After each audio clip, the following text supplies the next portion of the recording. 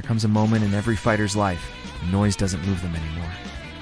Not applause, not praise, not even pressure. It comes from a place so deep it can't be shaken, because what drives them now.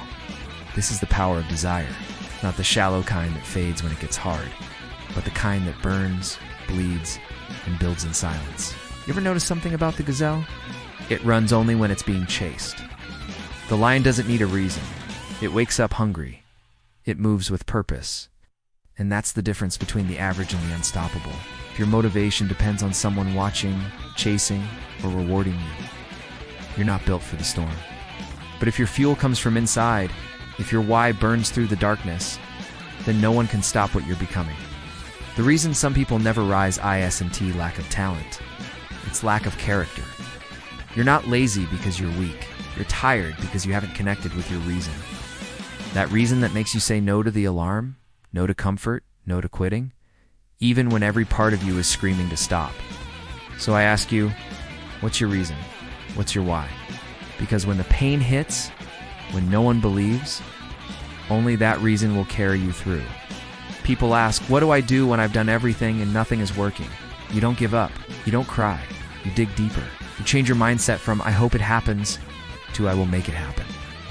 Even if your heart's broken, even if your pockets are empty, even if your energy's gone. Desire isn't just about what you want. It's about what you're willing to endure to get it.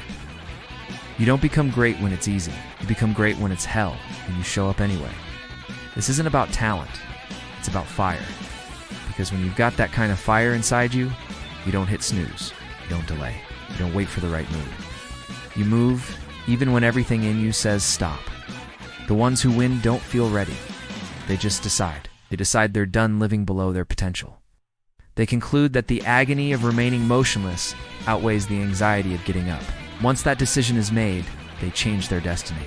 So, you want to breathe? Then stop drowning in excuses. Say you want it, prove it.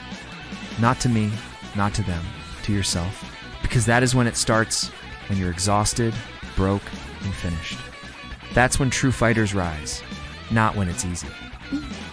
But when it's pitch black, and the only thing left is the whisper in your soul saying, one more mile, one more try, one more reason to rise. When you're empty, you get resourceful.